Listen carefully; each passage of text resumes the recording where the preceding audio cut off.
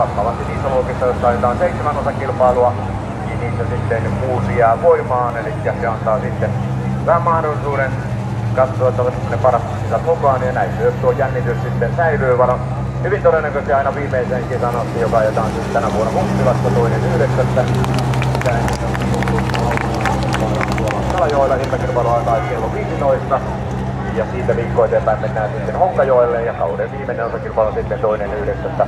Kumpilassa me annetaan nyt Mari Pirttiniemelle ja Hausurikanelle oikein kunnon aplodit, hieno pulpul. Ja Mari on tämän luokan voittotaistelussa mukana.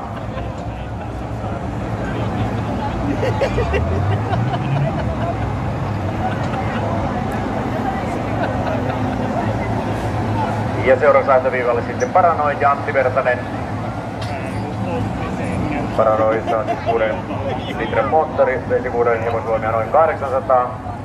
Voiman siitä on rakennettu 4 vaihdetta Karlo Finnila Oy, yhteisökumppanita raskaan alustan huolto Kangansalla ja Kental Motor Oil.